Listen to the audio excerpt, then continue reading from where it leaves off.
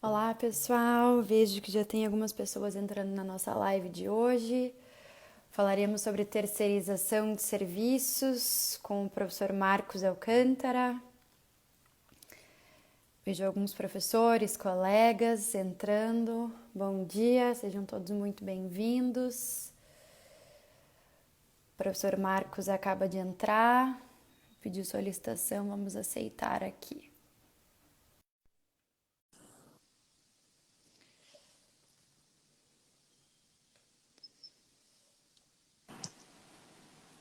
Bom dia, professor. Bom dia, Mirela. Tudo bem?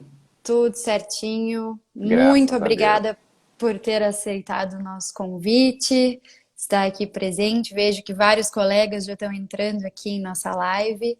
Eu Maravilha. agradeço bastante. Hoje falaremos um pouquinho sobre terceirização de serviço, né? Vejo que o Rodrigo Pironti, Deilson Marcelos, Eduardo, vários colegas aí entrando na live. Quanta gente boa. Exatamente. Ontem tivemos uma live excelente, né, aqui com o professor Rony Charles. Hoje não tenho Espetacular. dúvidas que será mais uma live sensacional, espetacular para falar de um tema que tem aí assombrado, acho que muitos empresários e a própria administração pública, né, que é a terceirização de serviços.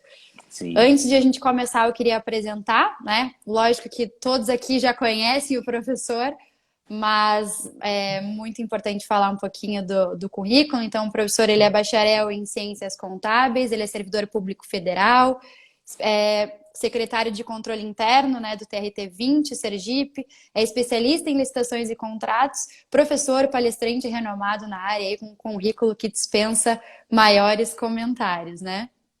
Professor, vamos começar a falar um pouquinho sobre a Vamos sim. terceirização de serviço? Vamos lá. Bom, Mirela, bom dia a todos. Vi, enquanto você falava, um monte de gente boa aqui. Davidson Barcelos, Anderson Pedra, minha amiga Madeline, Rocha, muita gente. A Carol é do escritório. E você leu meu currículo aí, mas acho que o principal item do currículo você esqueceu, que eu sou amigo de Rodrigo Pironti. É. Amigo de Rodrigo Pironte, frequentador do escritório Pironte Advogados. Até quando o Pironte me convidou para fazer essa live, o que muito me honrou, ele pediu uma foto bacana, fazer arte, e essa foto eu tirei aí no escritório, na última Ai, que vez que nós nos legal! encontramos. Eu, o professor Rony, estou vendo o professor Antônio Neto entrando aqui, turma boa.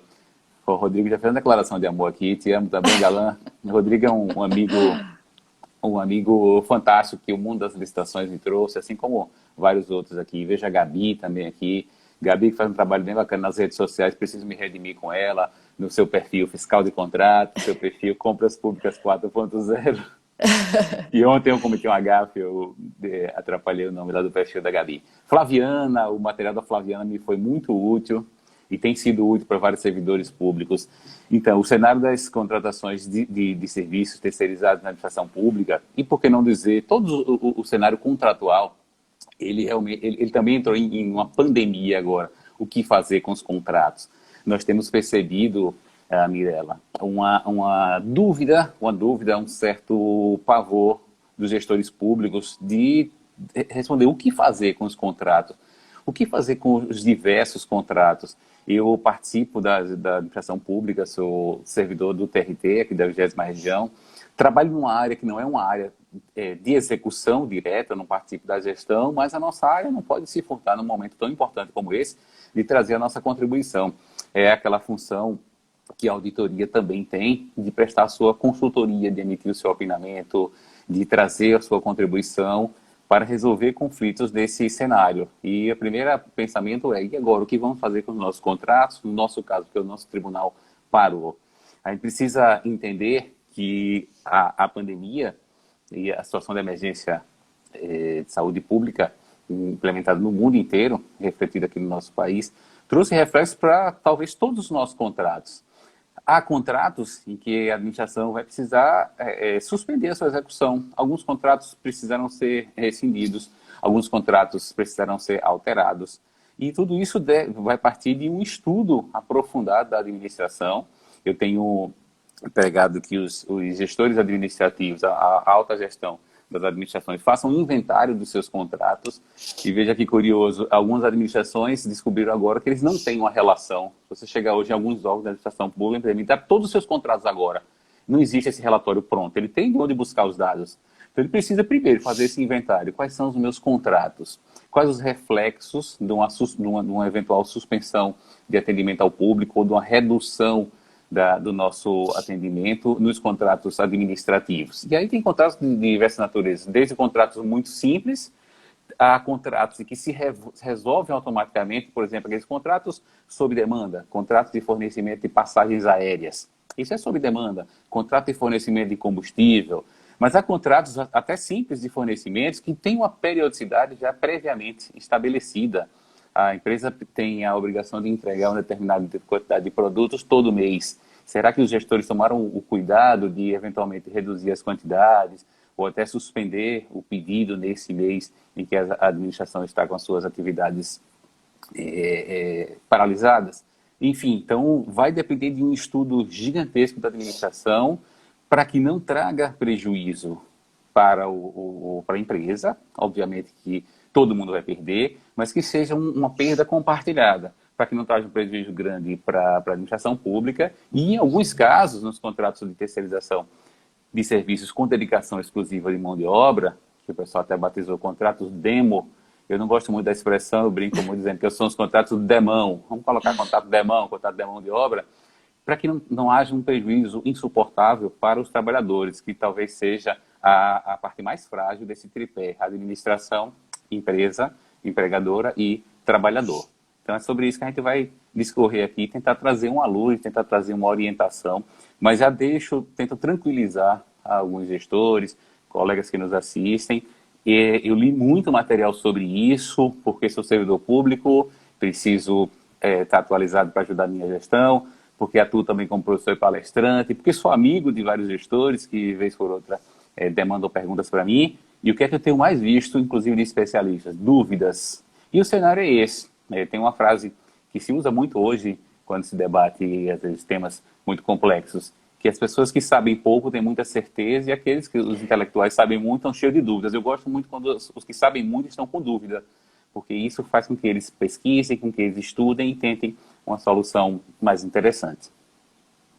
Acredito que esse cenário de pandemia nos traz mais dúvidas do que nós já tínhamos, né? Sim. E acredito que no âmbito das terceirizações de serviços, né, contratos administrativos de terceirização, eles realmente, por si só, já nos trazem muitas dúvidas, né?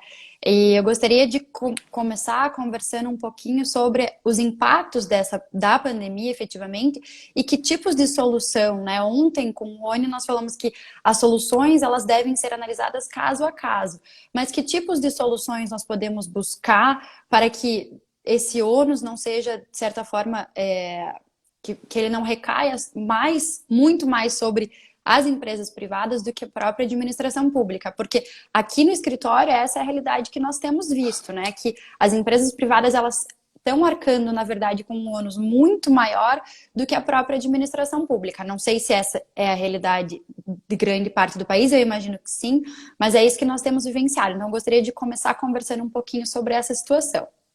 Tá. A citação que você fez do professor Rony, muito pertinente, assisti ontem a live dele, foi muito interessante, foi muito rica, e o Rony foi muito assertivo nessa sua resposta. Análise é caso a caso. Cada contrato se comporta de uma maneira, cada mercado tem as suas peculiaridades. Então, inicialmente, deve a administração inventariar seus contratos. Quais são os meus contratos? O que eu posso fazer? Eu gostei muito de uma sugestão que eu li ontem no texto do professor Joel de Menezes Niebu, que fala na resolução consensual dessas contendas, né, dessas demandas. E o Joel traz no seu texto uma informação que eu achei bem interessante, bem curiosa. A administração deve ouvir o contratado. Muitas vezes o contratado ele tem uma proposta de solução, porque ele conhece mais do mercado do que a própria administração, e ele tem uma proposta de solução que já foi implementada num outro contrato, numa outra administração, às vezes até soluções que foram adotadas na iniciativa privada, que podem resolver aquela demanda. Então, a administração ela deve ponderar sobre a necessidade dos contratos. Há contratos que eles foram potencializados agora, há contratos que precisarão ser feitas alterações de acréscimos de quantitativos.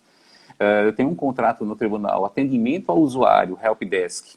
O nosso contrato do helpdesk, fatalmente, ele vai ter acréscimo de utilização de serviços, porque estão todos os servidores magistrados em suas casas, eu aqui precisei do socorro do helpdesk. Olha que eu não sou tão assim desconhecedor na tecnologia, não sou especialista, mas precisei do acesso do helpdesk para configurar minha máquina para eu trabalhar. Eu trabalho hoje no meu computador pessoal, precisei do helpdesk porque havia uma incompatibilidade da internet aqui da operadora com o site do TRT. Já soube relatos de colegas que não têm nenhum traquejo, nenhuma familiaridade com tecnologia. Então, há contratos que foram potencializados. Há contratos que foram reduzidos sensivelmente. Fornecimento de passagem aérea. Acho que tem mais de um mês que o meu tribunal não requisita passagem aérea. Combustível. Foi reduzido drasticamente o seu quantitativo. Então, é analisar caso a caso, a cada contrato, o que fazer. E também, e aí vai também um conselho, uma dica para o mercado, para as empresas, analisem, estudem, várias medidas foram editadas. Eu ontem estava checando, já são mais de 30 medidas provisórias desde o início do mês de março para cá. Então, 30 medidas provisórias, várias delas servem para dar socorro ao empresário, para a manutenção do emprego, os auxílios emergenciais, foi medida provisória, aquele outro do autônomo veio decorrente de lei, ambos têm a mesma força. Então, o empresário também tem que pegar e ver quais as ferramentas que ele tem para diminuir, para mitigar os seus prejuízos. Lembrando sempre que aquelas medidas lá que estão, por exemplo, na MP 936, suspensão do contrato de trabalho, redução do contrato de trabalho, é uma opção da empresa. A administração pode até dar como sugestão. Você já viu lá a situação da suspensão do contrato de trabalho, a redução do contrato? Porque em alguns contratos, Mirella, o contrato não pode ser suspenso na íntegra. O meu contrato de limpeza e conservação, a gente não teve como suspender na íntegra, porque algumas atividades ainda estão funcionando. Áreas críticas de manutenção, algumas áreas da nossa TI estão funcionando. Então, precisa, ainda que com um quantitativo bastante reduzido, o contrato continua a ser executado.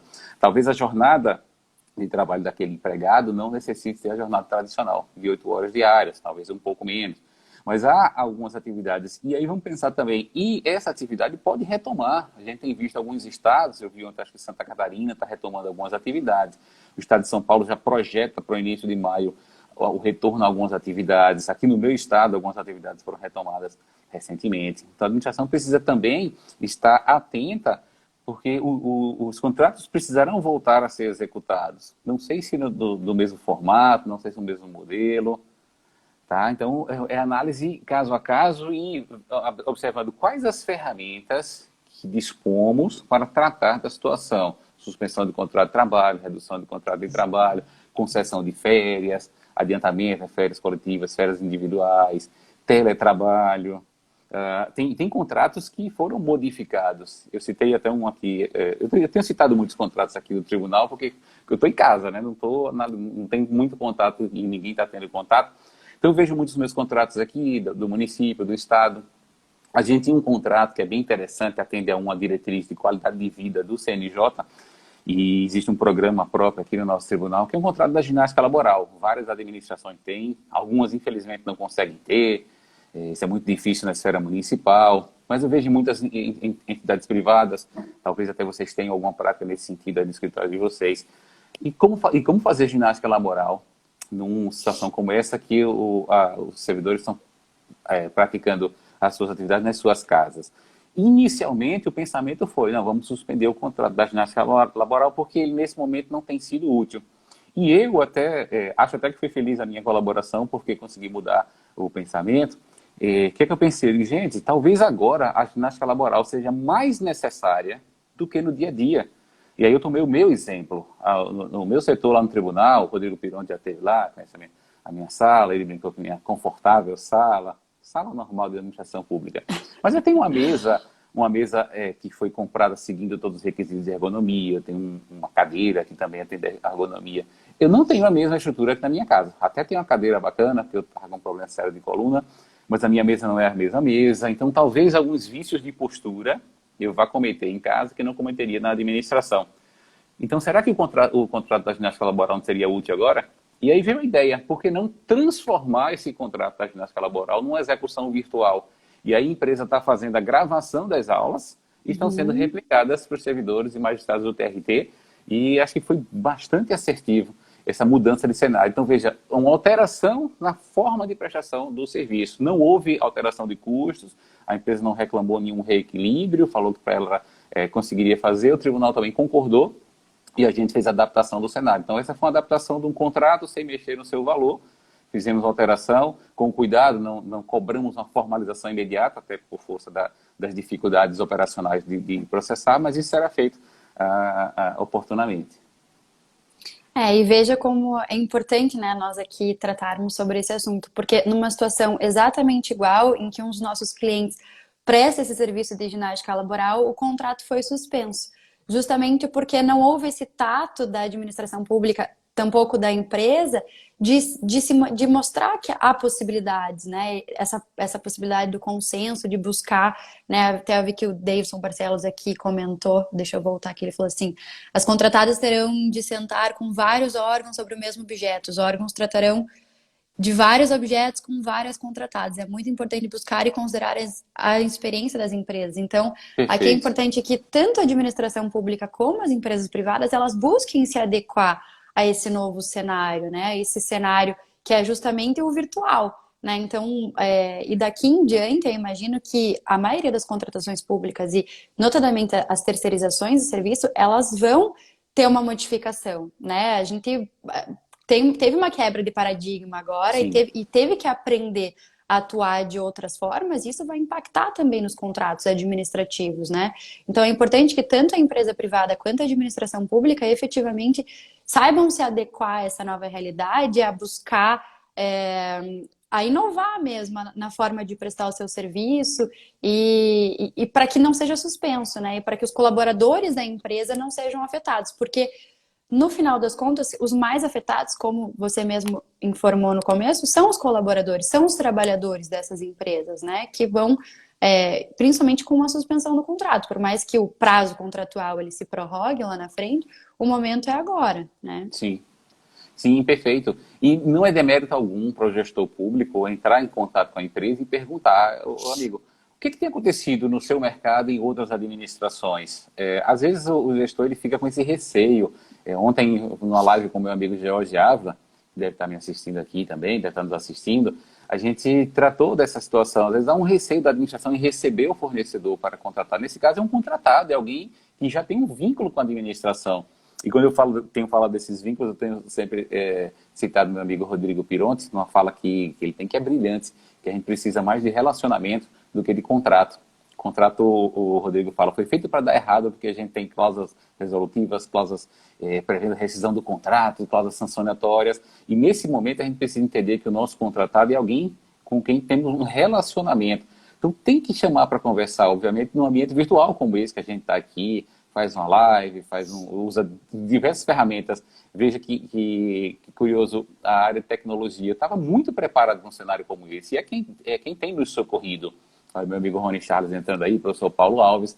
Então precisa sentar, precisa dialogar, aprender com as experiências de outras administrações. Alguns saíram na frente. Quem está na linha de frente, né, do combate ao coronavírus precisou se adaptar muito rapidamente. Nós estamos aqui tratando talvez de contratos importantes, mas mais simples ou secundários com relação à contenção da pandemia, mas há aquela turma que está na linha de frente, que precisou tomar decisões muito rapidamente, sem muito material.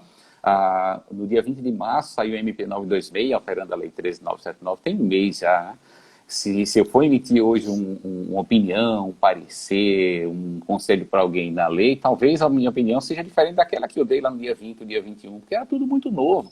Eu lembro que a semana passada saiu a MP 951, na quarta-feira à tarde, 1h30 depois eu estava com o Rony numa live, de caramba, já tem que opinar sobre a MP, eu mal li o texto da MP e ouvi opiniões que nós trouxemos naquela live, que já são diferentes das que temos hoje, porque a gente aprendeu. Então, por que não a administração pública aprender um pouquinho com o mercado? Então, tem que sentar, tem que dialogar, tem que trazer à mesa todas as condições contratuais. Então, isso é que vai enriquecer, isso é que a gente vai, com essa prática, a gente vai conseguir soluções muito mais interessantes, soluções inovadoras. A gente vive hoje um momento, até antes da pandemia, de inovação, de disrupção, palavra da moda já há algum tempo. Então, vamos quebrar um pouquinho esses modelos contratuais, esse modelo arcaico. O momento aqui da pandemia, quando reclamou mudanças significativas na nossa legislação, ele trouxe também uma reflexão para a gente. Será que o nosso modelo normativo, nosso modelo de contratações está adaptado para cenários de crise como esse? Notadamente não. E o que é que nós vamos aprender com esse cenário, né, Mirela? Ontem, o Renato Fenili, numa live com o pessoal da Training Cap, ele foi muito perguntado sobre isso, né? O que fica dessas medidas trazidas agora depois da pandemia? E aí vamos refletir, será que a gente precisa de respeitar 8 dias úteis para todo e qualquer pregão, para todo e qualquer mercado? E por que não aproveitar, e citando aqui meu amigo Anderson Pedra, o pregão express, foi ele quem cunhou essa expressão, por que não trazer pregão express para demandas muito simples? Será que eu preciso mesmo respeitar 8 dias úteis para comprar papel, para comprar itens essencialmente simples, aqueles itens que foram os destinatários da modalidade de pregão? A lei das estatais já nos diz que não. O prazo lá para a compra de bens é 5 dias úteis, é o mesmo prazo do RDC. Então, algo a gente vai precisar aprender. Né? De tudo, de todas as situações da vida, até aquelas mais complexas, a gente precisa trazer lições, precisa aprender. Então, eu gosto muito de quem está pensando diferente, de quem está remando contra. Quando eu vejo todo mundo indo para um lado e vejo um cara indo para o outro, eu fico prestando atenção naquele outro. Talvez ele tenha encontrado uma solução.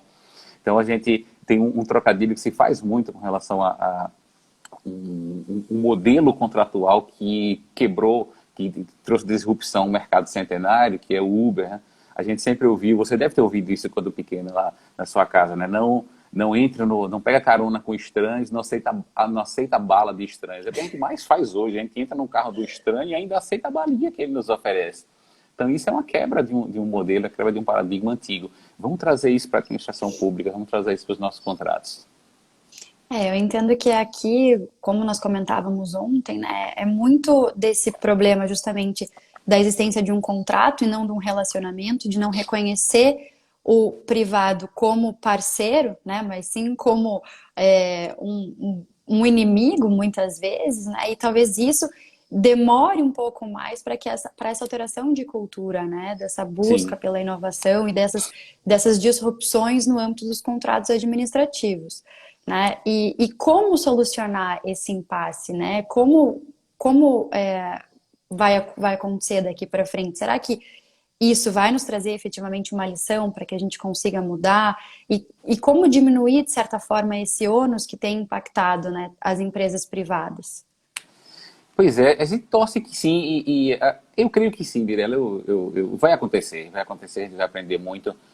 Enquanto você falava aqui, eu tive vontade de dar um print na tela aqui, porque ao mesmo tempo passado na minha tela aqui é Rodrigo Pironte, Antônio Neto, Anderson Pedro, professor Edgar Guimarães, que é batizado como Richard Gere das nossas licitações, assim como o Rodrigo é o nosso Brad Pitt.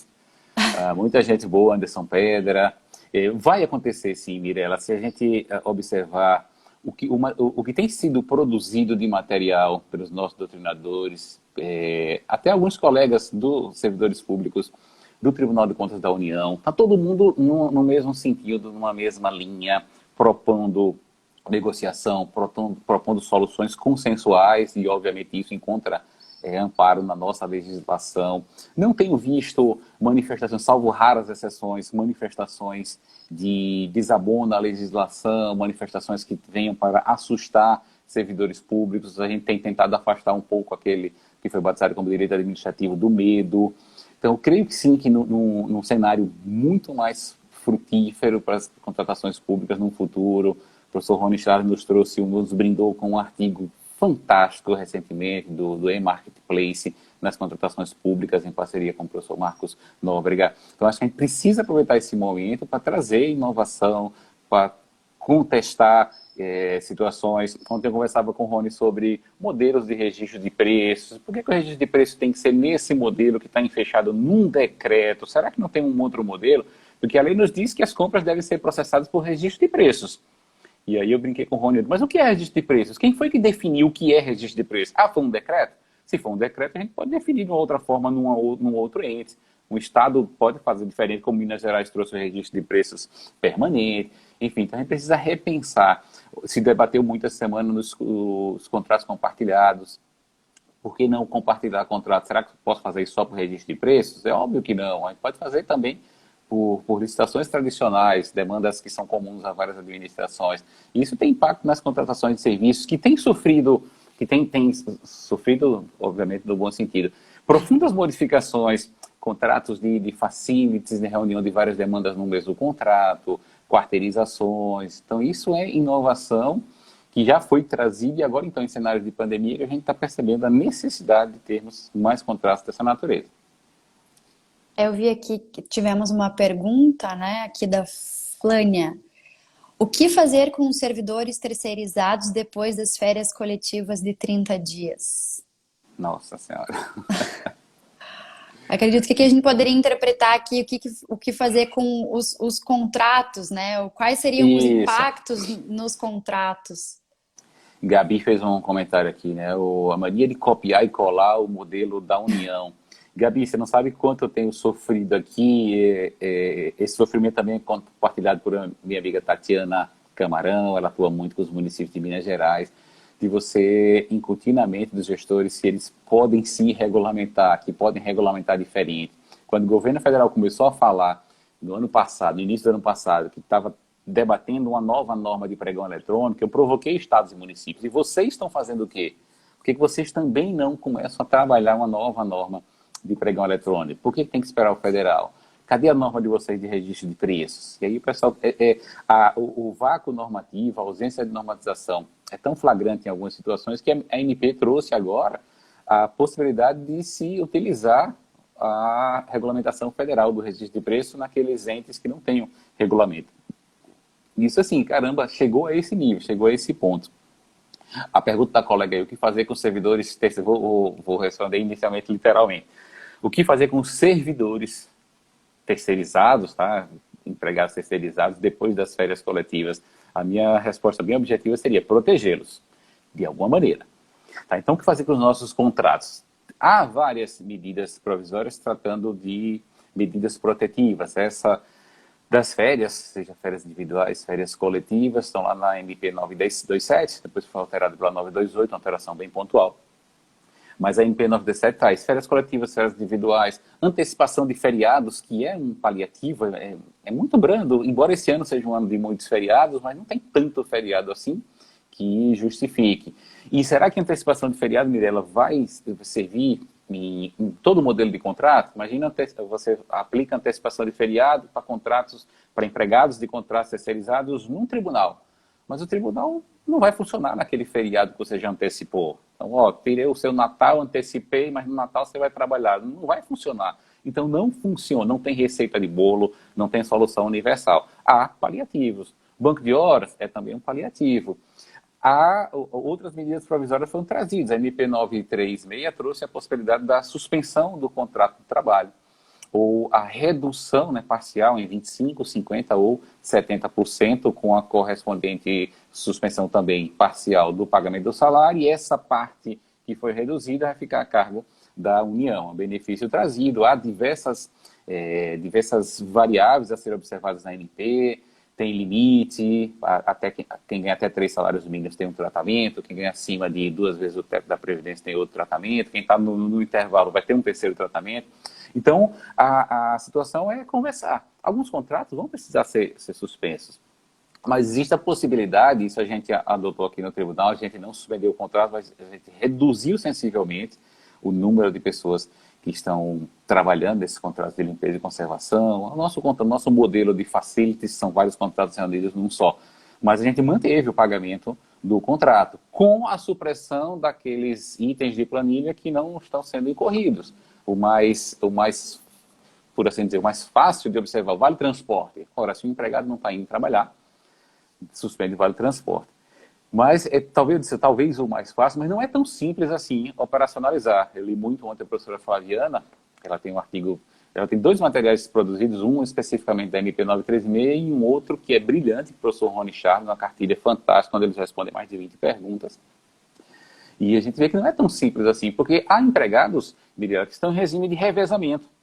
Eles vão algumas vezes por semana. Aqui eu sou contador e já participei da gestão do Conselho de Contabilidade, fui vice-presidente e hoje eu sou um conselheiro informal, né? Sou amigo da gestão, até estou na comissão lá, sou o coordenador da comissão de contratações.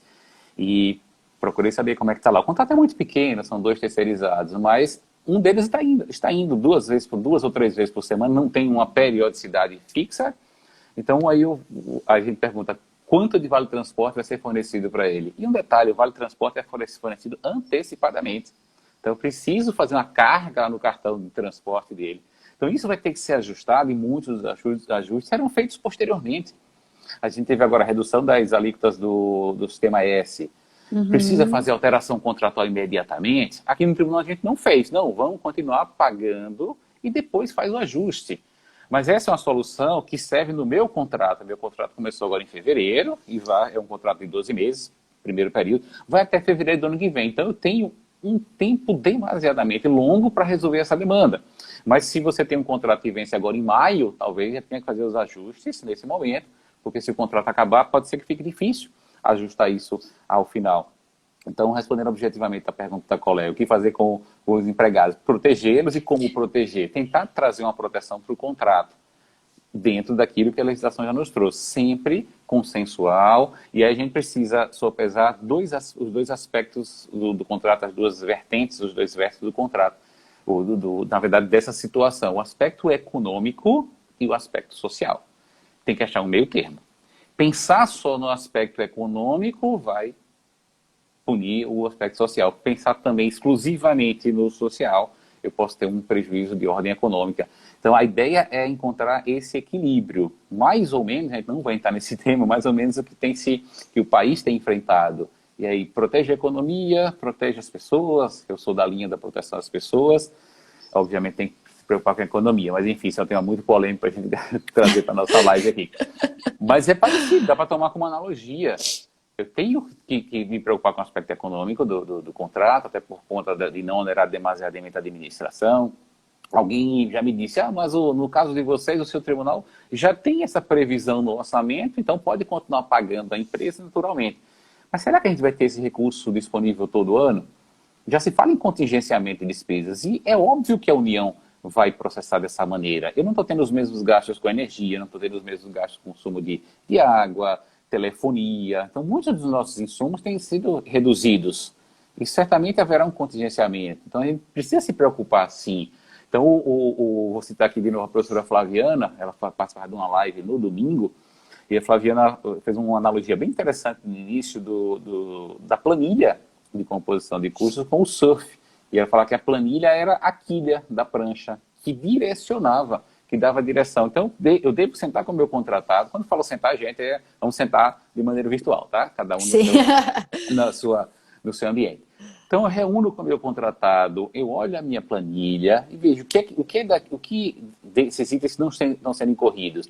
Contratos que têm fornecimento de material. Ora, se não está tendo atividade ou se está reduzida, certamente a quantidade de material de limpeza foi reduzida também. A gente pode fazer uma redução parcial nesse inteiro contrato e vai se chegar no consenso, vai se chegar no equilíbrio, mas precisa ouvir a outra parte, precisa sentar com ele, precisa aprender com as experiências que o mercado tem para nos trazer. Eu acho que solução consensual é o tema aí que vai pautar esse momento de pandemia, né, entre administração pública e contratados, sobretudo para encontrar uma solução que seja efetivamente menos pior para ambas as partes, né? Sim. Porque é um momento em que todos vão arcar com algum ônus em relação à crise.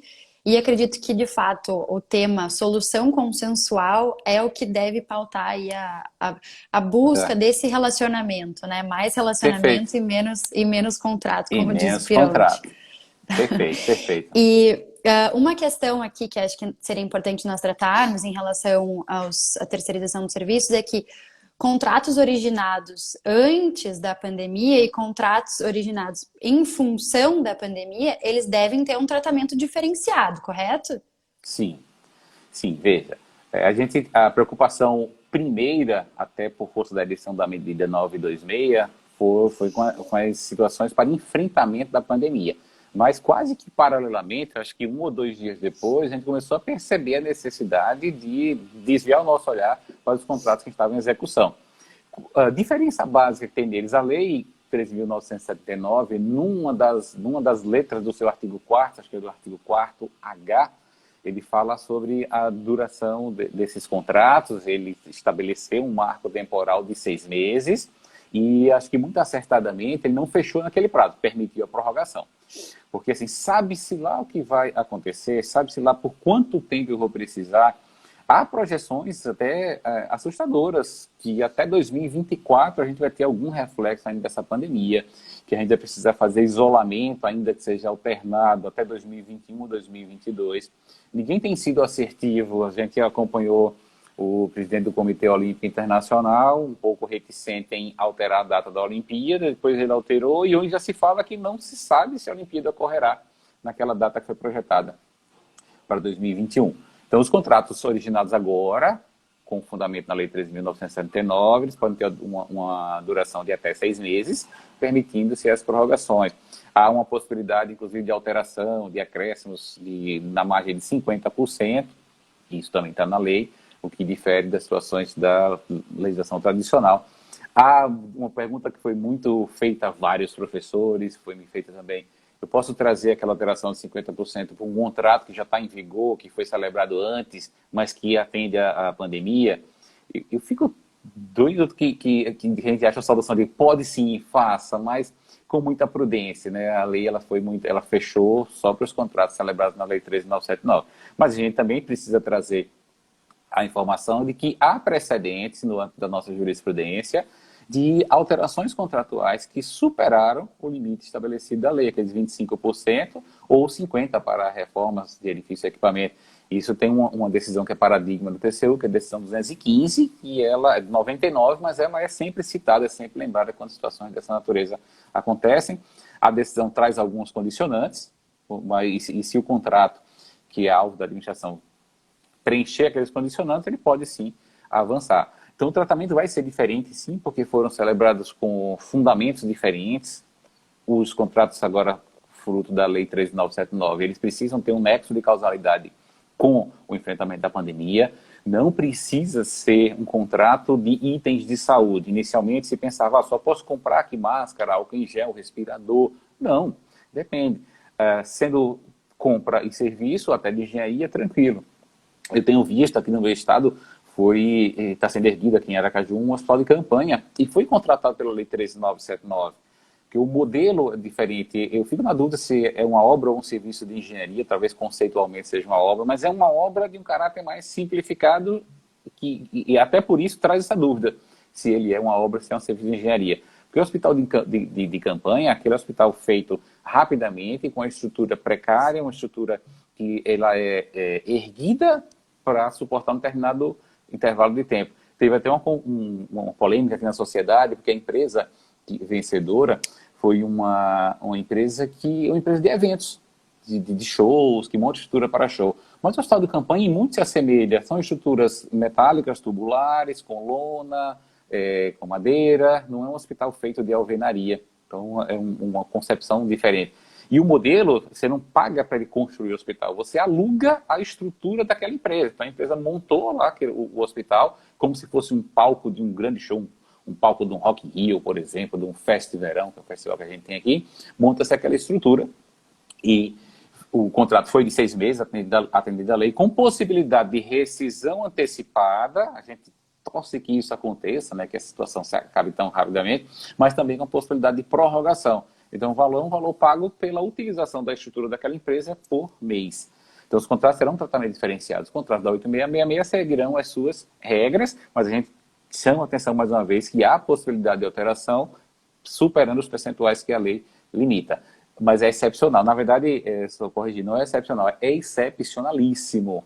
Tá? É essa expressão que está trazida lá na decisão 215.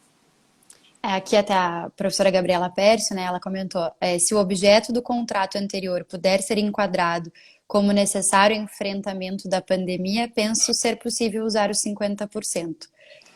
Que bom, É, Gabi. É muito confortante ouvir isso da Gabi. Eu torço que essa seja uma tese que seja trazida e que seja aceita.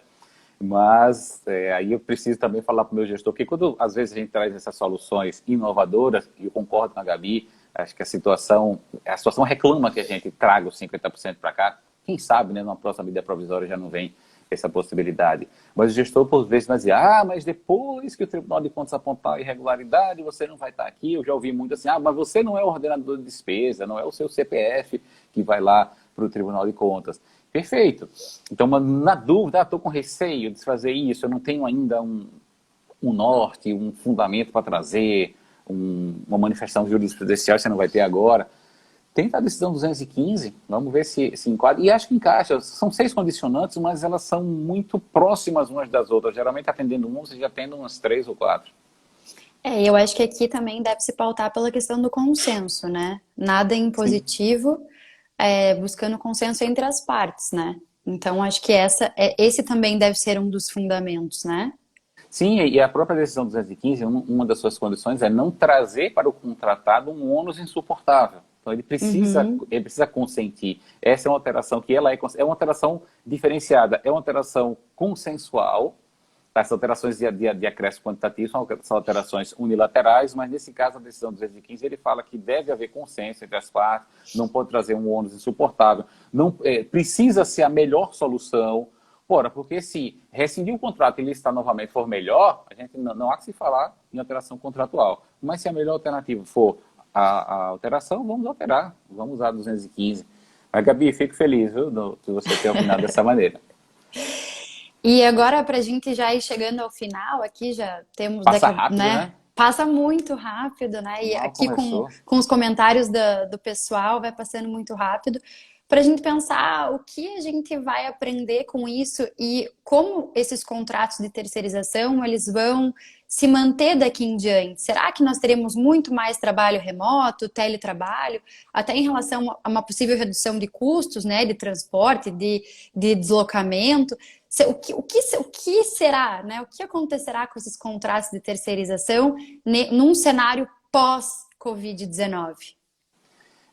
Perfeito. Eu vou citar aqui, Mirela, você está mais atenta do que eu aqui no feed, porque eu preciso ficar concentrado nas perguntas, mas eu tenho visto aqui, o Davidson lembrou que a decisão 215 foi objeto de consulta, né? Então ele tem um caráter normativo. O professor Paulo Reis, um gigante das contratações, de modo geral, especialmente na área de engenharia, fala que a 215 fala em alteração qualitativa consensual em contrato de obras e serviços, perfeito. Tem mais uma observação aqui.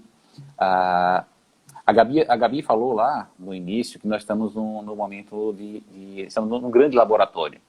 Estamos no laboratório, estamos aprendendo muito. E o que é que vai acontecer para o futuro, né, Mirela? Essa abordagem vale para tudo, para todo contrato, vale para o mercado.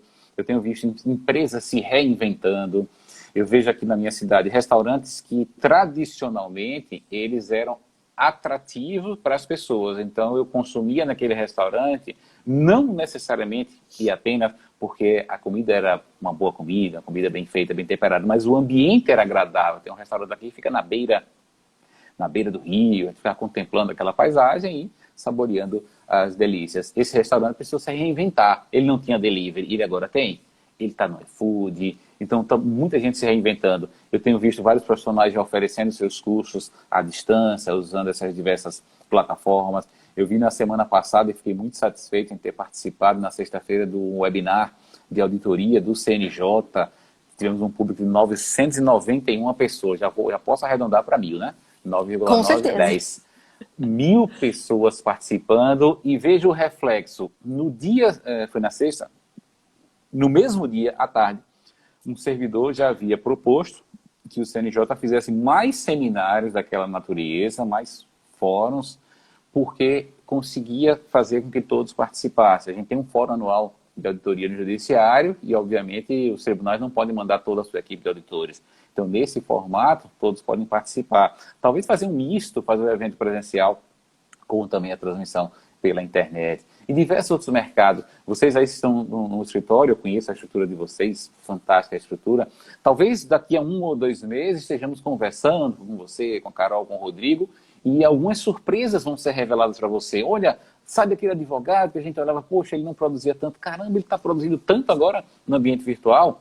Talvez haja também um impacto negativo. Eu gosto de sempre ver a parte mais cheia do copo. Tá? Eu prefiro pensar que vai haver um reflexo positivo.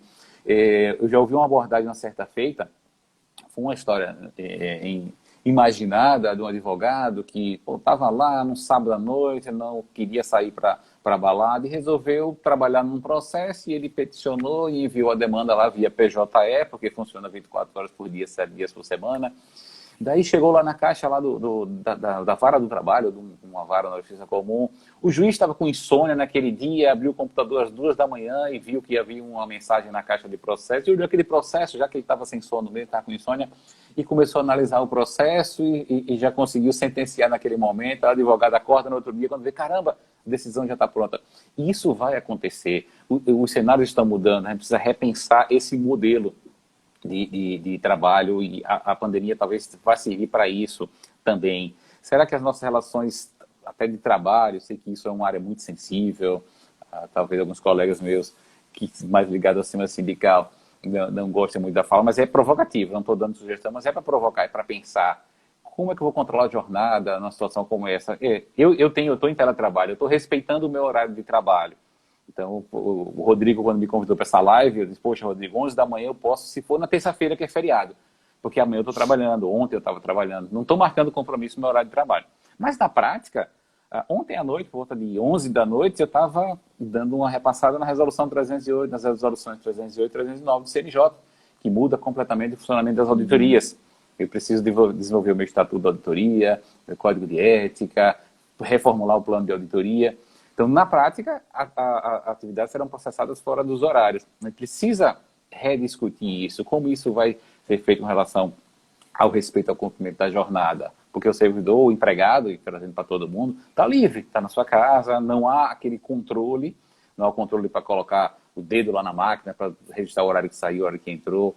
Então, a gente precisa repensar se os modelos serão, sim, modificados, modelos de contratos. Eu adorei esse contrato nosso aqui da ginástica laboral. Talvez quando a gente voltar à situação de normalidade, uma normalidade relativa, o mundo antes da pandemia, talvez ele não volte mais, uma normalidade relativa, um incentivo ao teletrabalho, como diz o professor Walter Cunha, né, deixou de ser o patinho feio para ser a grande vedete do momento.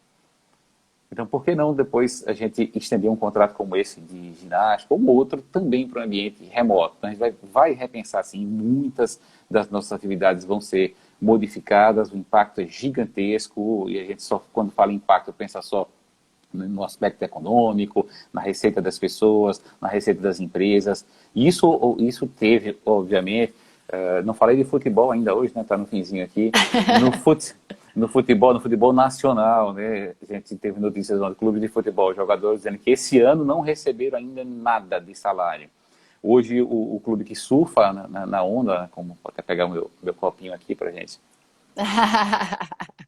O clube que surfa na onda agora, como tem as maiores receitas, o Flamengo, essa semana anunciou que está fazendo um empréstimo para conseguir cumprir com seus compromissos. Olha, gente, empréstimo no mundo empresarial é a coisa mais natural que existe.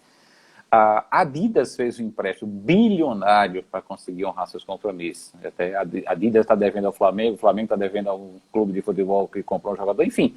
Esse é o aspecto, o grande impacto econômico. Mas a gente vai sofrer outros impactos também. Então, mudança de cenário, mudança de ambiente de trabalho.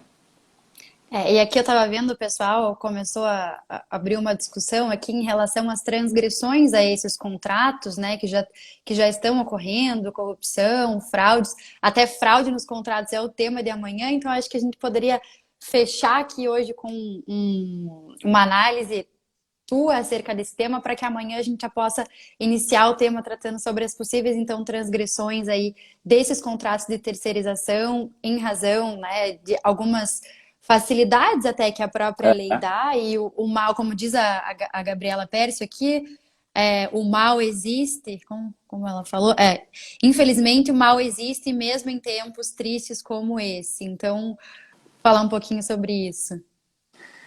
Gabi, realmente, o mal existe. Quando a gente fala, vamos flexibilizar controle, tá? O que a Lei 13979, em suma, fez, e isso está muito ligado à área de vocês têm uma atuação destacada em gestão de riscos, em controles, em compliance. O que a lei fez? A lei flexibilizou controles. Quando eu vou falar, Mirela, para alguém que não é da nossa área, entender um pouquinho, eu vou falar, porque tem muita burocracia. Controle é burocracia, tá? Mas ela é necessária, né? A burocracia é necessária. A gente sabe que ela, em excesso, acaba comprometendo a eficiência. O difícil é a gente conseguir esse ponto de equilíbrio. Eu vou romper com alguns controles, ora, eu diminuo a burocracia, eu dou mais eficiência, mas aí eu abro uma outra porta, que é a porta da corrupção. Não dá para controlar tudo. E aí vem a matéria aqui, assim, eu vou só tangenciar, porque vocês são os especialistas, questão do gerenciamento dos riscos. Até onde eu posso ir? O que eu percebo em algumas administrações, a gente quer controlar tudo. Não se controla tudo. A auditoria tem uma frase, num artigo recente publicado no Instituto de Auditoria Interna, o IA, que fala assim, o auditor pode auditar qualquer coisa, mas ele não pode auditar tudo. Então não dá para a administração dizer, ó, está aqui a minha gestão, eu quero que você audite tudo. Não vai auditar, eu vou auditar o que é relevante. Então eu vou auditar, por exemplo, com exceção do suprimento de fundos agora da Lei 13.979, que tem valores bem dilatados. Mas cabe fazer uma auditoria em suprimento de fundos, quando o sujeito vai e compra R$200, R$300, num órgão que tem um orçamento milionário? Não cabe. Quando eu comecei a trabalhar na área de controle no tribunal, a gente estava construindo o nosso complexo. Nosso prédio é uma obra foi orçada em 20 milhões e meio. Foi contratada por 1 milhão a menos que isso. Então, aproximadamente 20 milhões de reais. Então, eu tinha 20 milhões de reais sendo executado aqui do lado e tinha um monte de processo de suprimento de fundos do colega que comprava R$500, 300, 200. Tinha processo de diárias para viagem. É um processo já informatizado. Então, ao final de um ano, eu analisava 500 processos de diária e não tinha um erro. Eu disse, gente, não dá para controlar isso. Então, a gente precisa fazer o beabá da gestão de riscos. Focar meus esforços no controle daquilo que é relevante. Não tenha dúvida, todos esses processos, ou pelo menos aquilo que é mais relevante nessas contratações, serão auditados. E se for auditado, e se for percebido que houve uma má gestão na condução desse processo, se houve fraude, se houve desvio de recurso, isso vai ser tratado, as pessoas serão, os responsáveis serão processados e, se condenados, vão pagar pelos seus erros. O que eu peço nesse momento é um pouco de atenção à gravidade da situação. A gente está construindo hospitais de campanha, estamos comprando respiradores, o que mais vê na imprensa, pagou 50% a mais no respirador. Mas será que é isso mesmo? Existe só um tipo de respirador no mundo que o preço é universal e aquele? Não é igual comprar gasolina. Eu comprei gasolina aditivado, paguei R$50 no litro. Poxa, parece-me que está destoando do mercado. Mas não é igual. Esse respirador tem várias especificações, com várias serventias, tem os melhores, tem os inferiores, tem uns que são bem simples e são necessários para algumas demandas, tem uns mais complexos. O professor Túlio Bart, essa semana, deu uma mini aula sobre isso na live do professor Rony Charles. Então, a gente precisa ter elementos. Às vezes as pessoas, porque a gente trabalha nessa área, a gente pergunta, o que ajuda a contratação lá do hospital do município? Poxa, 3 milhões. Eu digo, eu não sei, eu não tenho dados, eu não estou com o projeto, eu não tenho o processo, eu não sei a dimensão daquilo. Então eu prefiro dizer que eu tenho dúvida do que ser igual àquela pessoa que, desconhecedora, tem plena certeza. Tá? Então a corrupção, ela existe, o mal existe, como a Gabi tem aqui, mas eu prefiro sempre pensar que os bons são maioria. Tá, os bons são a maioria, a intenção é muito boa, vamos seguir a lei. Mas existe já questões, a gente, vez por outra, vê no noticiário. Aqui a gente teve uma falsificação de álcool em gel. A pessoa fazia o álcool em gel usando o etanol misturado com gel e estava vendendo na rua. Essas situações são tratadas, a polícia fez a intervenção, e a pessoa vai responder ao processo.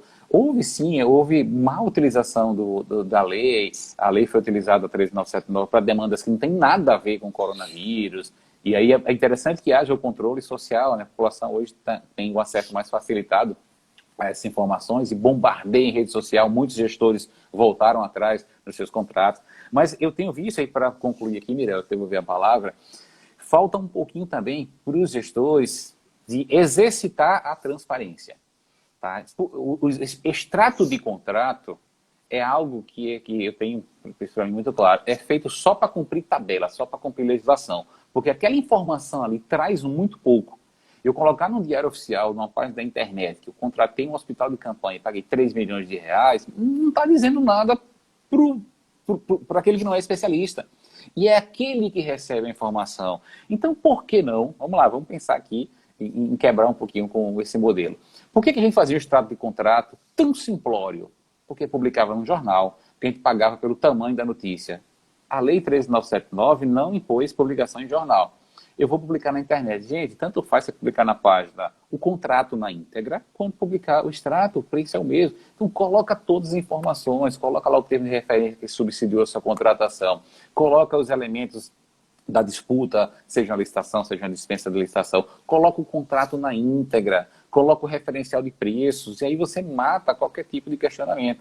Porque o desconhecedor, que é um desconfiado por natureza, ele vai achar que tem algo errado naquela demanda e vai. E hoje já circula aqui no WhatsApp vários vídeos acusando de corrupção. Pode até ser. Mas assim, eu penso, e se não for? Eu vi um vídeo ontem, agora sim, já me despedindo, vi um vídeo antes do governador do Maranhão, há uma polêmica sobre a importação dos respiradores, a Receita Federal falou que vai entrar com um processo, e ele mostrou um vídeo de uma pessoa tendo a sua vida salva por aquele respirador.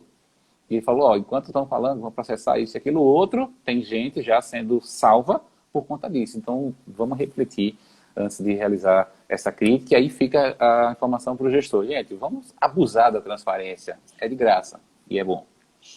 E aqui, para encerrar, então, nós falamos muito sobre consenso hoje, né?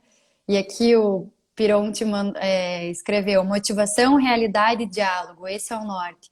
E, de fato, né, acredito que se as decisões forem motivadas de acordo com o princípio da realidade da pandemia e houver esse consenso entre administração pública e contratada, com certeza a gente vai sair, como a Gabriela afirmou, nós nos surpreenderemos positivamente, né, com esse cenário pós-crise, que eu espero que chegue logo, né, que a gente tenha aí um pós-crise o mais cedo possível para que a gente saia dessa crise. Marcos, muito obrigada pela tua participação, foi excelente, né, aqui eu só tô lidando com pessoas excepcionais aqui, eu aprendo muito nessas lives, é uma honra para mim estar mediando, estar batendo esse papo, eu fico muito feliz, eu agradeço mais uma vez em nome de todo mundo do escritório, do teu amigo Pironti, então tá no currículo, é amigo do Pironti, mas não é por isso que tá aqui na live, é pelo claro. Currículo que eu li aqui, com certeza. Então eu agradeço, muito obrigada pela tua participação, realmente foi excepcional. Aprendi muito, conversamos muito e com certeza iremos aplicar isso aí na realidade prática.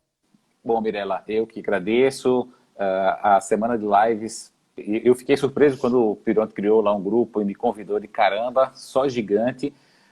Eu estava escalado para um outro dia, e aí eu e Davis, a gente precisou fazer a permuta, ele não podia, hoje eu não podia, na sexta a gente inverteu. Mas o bom de falar logo de início é que a gente cometer, se falar alguma bobagem, tem um monte de gigante que vai nos suceder, que vai corrigir. Amanhã tem Anderson Pedra, falando sobre fraude na licitação.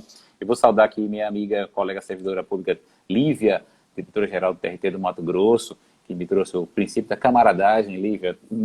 Jamais vou esquecer desse princípio. Vários amigos. Pironti, mais uma vez, muitíssimo obrigado. Obrigado para quem participou, quem colaborou. Gabi, você é uma gigante. Parabéns pelo material que você produz. Rony Charles, que falou das poitas. Soltar a poita, ele vai gravar um vídeo para explicar ao pessoal o que é soltar a poita. A maioria já sabe, mas é a expressão fantástica que ele trouxe abordando as estratégias. Gente, muito obrigado. Bom feriado para vocês e vamos nos encontrar em breve. Mais uma vez, muito obrigada pela participação de todos e todas, foi excelente, um excelente feriado. Um abraço, pessoal, tchau, tchau.